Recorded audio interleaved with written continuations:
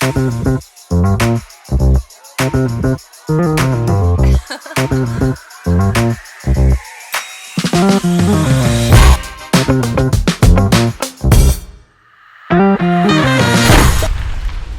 question I get more than any other from borrowers, brokers, and honestly people who just found out what I do for a living isn't how fast can you close or what's your rate. It's why. Why does PrideCo exist at all? And the answer has nothing to do with lending. It starts long before there was a fund, before there was a team, before there was even a company. It starts with a family. The family's patriarch spent nearly 30 years building a manufacturing company in Minnesota, earning numerous patents along the way. After the company was sold in 2005, the family created a family office to manage the proceeds. In 2010, they took $5 million of their own capital and launched a private lending fund. Over the course of 16 years, growing that seed money to $50 million. But the philosophy remains the same. Invest our own money, protect capital, and build long-term relationships. But here's the thing. Most borrowers hear the words family office and have no idea what that actually means. So what is a family office? Where does the money come from? How are decisions made? And why does it matter when you're looking for financing? Well, I recently sat down with PrideCo CEO Huy Do to find out. Well, here we are sitting down with Huy Do, one of the managing partners of PrideCo Loans out of the Newport Beach office where we operate. And today we're basically going to be talking about the establishment of a family office and why a family office. And one of the questions I get the most about what we do, it's not necessarily about how fast we can close or what are our rates, but it's, what is a family office and how did it get established? And that's really kind of what we're here to talk about. So I guess what I'll start with you, Huy, is maybe, do you even remember, before we get into the establishment of the family office, do you remember when you were up and running, what was the first deal? Do you remember the actual first deal? First, let me say thanks for having me the first guest on the podcast. Hey. So to the 0 subscribers out there, I'm happy to be there. So click the like and subscribe button, comment, congratulations. Please. It's been a while. I started with the Lion family back in 2007. And then official employee in 2008. And first few deals, we were doing general asset-based lending. So it's basically what a bank wouldn't do. And so back then it was Wells Fargo Foothill. And they were doing these lines of credits and loans against assets that were secured by assets as collateral. Then it was rangy from real estate to all sorts of other stuff. And so where a family would figure out how to generate income, we would charge above bank rates and look at assets that a bank wasn't able to lend on yet, or they didn't want to lend on.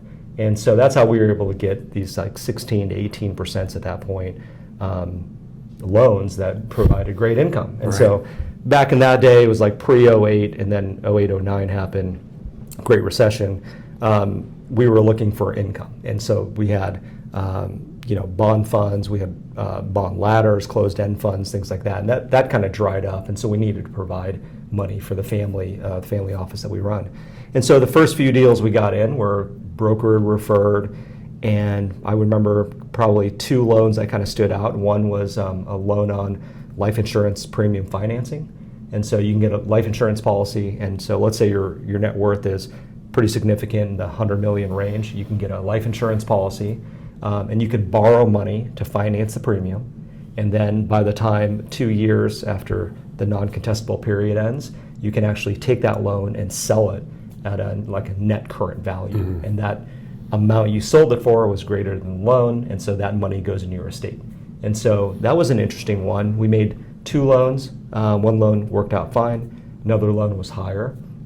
And eventually one of the family members challenged that the insured actually signed it or not. And so we got into our first kind of squirrely transaction where at that point life expectancies went from 84 years old to like 89. And so that kind of dumped the present values in the IRRs. And so the value was below the premium or the money that he borrowed from us. And so they wanted to get out of the loan. And so that was an interesting one. So we had a kind of hire handwriting expert to like prove out his signature. Wow. Yeah, so it was a little clunky. We got it out of that one fine, but learned a lot out of there. A couple other loans that were interesting was we got one that was came in and $3 million loan on raw corundum, which is a rare earth that you find in middle of Africa, and that you can cut it down into rubies. And so, interesting. And so in this family office world, there's not a playbook for it. And so like we're just solving for problems and making phone calls. And so raw corundum, this was a pretty large one. And so you can either cut it down into rubies, but some of them on the outside, you can't tell whether it's going to be a ruby or a sapphire. And so it's actually interesting because the values are dramatically different. And so I actually ended up calling somebody at the Treasury that was specialized in rare earths and cutting these materials down. And then, of course, everybody knows diamonds. A lot of diamonds get processed out of Germany. But sapphire and rubies get processed out of Thailand. And so I had to figure out who processes it and like what cuts can be made and try to get to some sort of ARV value, basically. So that was an interesting one. And we ended up with some of these loans it was hard to get to. So even though you could take possession of the item, the secondaries just weren't there. And so that's why we ended up just sticking with real estate, because then we had done a bunch of real estate deals, primarily through brokers. We lent money on a large racetrack in Fernley, Nevada, campground in Clear Lake, California. And when 09 happened, we had to take these properties back. Yeah, that was going to be my next question. Like, do you remember any specific deal? And by the way, I have 100 questions from your backstory that you just mentioned, because I've been here almost 8 years and I didn't know a couple of those items. Yeah, no, we try to bury those. Those are. But I have heard the legend of the campground story and the racetrack story. If you want to go into that a little bit, but just curious to know, and I think people are always curious to know, was there a deal that just really went sideways, and how did you recover from it? Because everything that you were talking about, I love how that somehow just naturally led you to go specifically to focus mainly on real estate. Well, it really affected our underwriting and the way that we process and look at things. And so those first couple examples, one of them was jewelry too. That was an interesting one. But when the secondary or when the volume goes down on the sale, when that dies off, then you have nobody to sell to. And so that really curated the way and why we lend where we lend currently, and why we do certain things. So you mentioned the campground and the racetrack. So racetrack was in Fernley, large racetrack. So pretty large loan. And so 09 happens, and it was like the center of the financial crisis. And like CNBC or one of these news channels had a guy, like a news reporter, standing at the property and saying, this is like ground zero for the worst thing in America, the Great Recession since, the Great Depression. And he was standing like right next to where the property was. And so we're like, oh my God. Not a good sign. So in Nevada is interesting, dual action state. So you can take back the property and sue the borrower for performance. And so this guy, some of the guys at the office, Brandon at the office, actually had to chase him down and work with the local sheriff and repossess assets. And we held on to that property for 10 years. Oh, wow. It took forever to sell off because you're looking at a racetrack. So the other use of this racetrack is like dirt. And so the borrower ended up moving out grandstands and all the different cats and all these things that he had that was there. And then he drained all the accounts to a penny. And so then you're having to sue him, and then you're having to take back the property. So we take back the property, and we sat on it for years. And of course now there's data centers. I think Tesla built a battery site out there. And so it's reasonable, but it's far away. It's not next to anything. Right. And so that really spoke into what we do now is we tend to lend to properties that have, in dense areas where it's near a Starbucks, it's near freeways, that there's not a lot of land where somebody can just build an adjacent property or, subdivision to, kind of challenge the value or the exit value of our properties. Right. Also, selling a racetrack, you need a very specific operator. And so when you sell a single family home, there's plenty of families that are in apartments looking to upgrade, families that moved in, or, it's just easier to deal with a single family than it is with the racetrack. Campground, middle of Clear Lake, you would think it's a great idea. It was like a Yogi Bear themed. It was actually Yogi Bear campground. Yeah, good memory. And I think Brandon did Brandon have to put on a Yogi Bear? He did, costume? And of course it smells terrible. I don't know if you put on a mascot outfit, but I've done it multiple times. And right. it gets hot. And so there's a couple concerts that go on there. Bottle Rock's a big one. That's where it's at. Okay. Yeah, so it's up there. And Clear Lake is, I think, the second largest lake outside of Tahoe. And so you think it's nice to have a campground there. tough deal. So it's 150 sites, but then you have people that live there permanently. So if you're a camper, you don't want people living there, in your business. And it was off the freeways, kind of near the lake, but out on the lake. And that lake, it's not Tahoe, right? And so it is just remote. And so when we took it back, we had to, figure out the long-term tenants there, and then how do you attract people in? And of course, this is the late 2000s, early 2010s, and nobody knows who Yogi Bear is. Like you and I know because we're of that generation, right? But nobody knows who Yogi Bear is. And so, anyways, we hired somebody. Is that where you added into underwriting? Do people recognize the mascot? Yeah, absolutely. Dave's Hot Chicken, absolutely. I'm going to pass on this deal. Chick-fil-A cow, we're in. But it was a tough one, so we got out of that, and unfortunately, had to do a bunch of site visits, hire and fire people, and then you deal with campsites, which is a whole different. It's kind of it's basically hospitality, but it's not like hotels. So there's really no like stars reports, which you would use to try to figure out ADR, like average daily rates and occupancies. You're figuring out like how many times a camper comes in, how many times they would use it, the price that you can, charge. Some sites are metered, which is basically like electrical. Can you get electrical? Can you get water? And can you dump? And it's a different business. It's a very specialized piece of property that we looked at a couple in the past, maybe 5-6 years, and really haven't touched.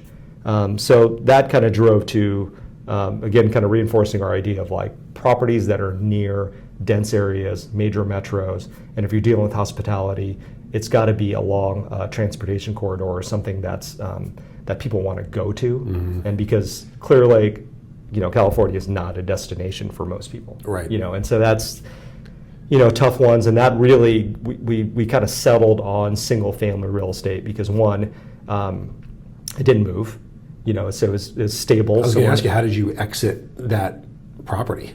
Painfully. I mean, frankly, it took years to unwind those. And going back to some of the ideas of this, what we're talking about is dealing with the family office, we can take things back and sit on it, and we can not sit on it but improve it, hire the right management, and work our way out of it. And then realizing you got a campground, you got racetrack. When you take it back, a campground, you can generate some income. A racetrack, it's not like you're going out and running like your own demolition derbies, which they were doing there. And so we didn't have the talent or capacity to do that in Nevada. And so, thinking about single family real estate or small multifamily, if you take it back, you can always rent it, or you can always improve it and sell it. And especially single family in Southern California and parts of NorCal for us, we could always sell it if we improved it, and eventually it would sell at the right price. And so we kind of came up with this banking standard that we saw that was an 80% advance on a property, which a bank would do, and then we would fund the rehab. And then because I was local to Southern California, Newport Beach here, I was driving all the properties. So at that point, back in the day, we started to fund, specifically for the family in 2010, December 2010, and it was me looking at every deal, talking to all the brokers, driving the properties, drafting the loan documents, servicing, collecting the cash, signing off on the demands, things like that. And so it was really interesting to learn. I actually was very green in real estate, so I didn't know much about real estate outside of renting places and my parents owning property. I never dealt with the ins and outs of escrows and evaluating ARVs and things like that. And so it was just really fascinating to be able to learn and to discover all these things. And at that point, technology was developing with like Redfins and Zillows, and it was easier to kind of develop different models and assess values. But we stuck with single family, frankly, because if you take it back, you can rent it. You take it back, you can always sell it. And to date, as we've done around 750 loans or so, and we've only taken back 7 properties. Right. Yeah. So that kind of leads me into what I was going to ask you anyway. Going through those pain points and cutting your teeth and learning about the different types of real estates and where you want to lend, where you don't want to lend. I'm assuming that kind of built created the DNA and the culture of PrideCo from that point on? I know that there was something there, obviously, to start with. Yeah. The family, the Lion family themselves. Yeah. But tell me a little bit about the DNA and the culture of PrideCo. Is there a philosophy that you guys have? Was it discussed amongst you, or was it something kind of more natural? It was. I had met the patriarch of the family, Mike, back in 2004. I was CFO of a fund, and he was the largest investor. And then from there, met Matt, who I work with, partner. And they all engineer, so the whole family's engineers. And so what I kind of learned from them, which kind of matches my style, is we'll do the work. We'll do the analytics, the research. We'll go through the work and not skip any steps to get to the end. And so this business being new, we kind of had to do the work to kind of figure out the ins and outs of how do you find a loan? How do you evaluate a loan? How do you evaluate a rehab? And as you know, throughout the years that you've been here, every single year we try to get better at something, whether it be like a back-end software, or how we evaluate things, or how we deal with a broker. But culturally, Midwest family. I'm from the Midwest, even though I don't look like it. But we have the kind of same values where, you kind of go in and kind of treat everybody, in a very friendly way, and kind of deal with them as people versus like a transaction. And I think that their style really kind of meshed with how I deal with things. And obviously our what we do is heavily relational. We rely on brokers and borrowers, and we have long-term friendships. And it really was a great match for me. And over time, I deal a lot with other families, and you get a mix of families and personalities. And you get some families that are heavily call it return driven or heavily growth driven. And so the family office we run is really well balanced. You've got first gen that's done very well. You've got him kind of enabling second gen to do well themselves. So all of the second generation who are now in their 50s run their own businesses, have large number of employees, and are hopefully looking for exits in the next 5 years or so. And so that kind of culture of building slow and not what we would call it in the back end, kind of chasing the shiny object, avoiding the fad. And so as we got into this, the things that made sense to us was there's a property, there's a borrower that's improving it, and we're not going to do anything crazy. And so, through the cycles of this business where we saw 16, 18% loans, people were buying from courthouse steps, and we were funding that after the buy, moved into like the early secondaries world, into now kind of institutional Wall Street moving in with a full-fledged secondary, all the different tech resources out there. The game's kind of changed. We've seasoned all the different economic, we talk about this, but like every time you turn, every year there's like a different thing that's happening. That's what, I was going to discuss that with you too, because, we've seen, you've seen probably more than I have, but just me being here for almost 8 years, it was I think I came in around the first historic rate drop, then COVID, then another rate drop, then rate spikes. Even before I came on board, you guys dealt with the housing crisis. So we've seen a lot of shops fold, and you're talking about how it's even changed and being saturated with Wall Street. How has and why did PrideCo survive that roller coaster? This industry dominated by brokers that have direct relationships with lenders. So they've got private money investors, they're fractionalizing deeds, things like that. We kind of came out into it investing in funds and dealing with funds. And so we said, rather than having an investor sign off on deeds and approving specific deals, we want approval. And that, it's a different model, but it requires an investor trusting us.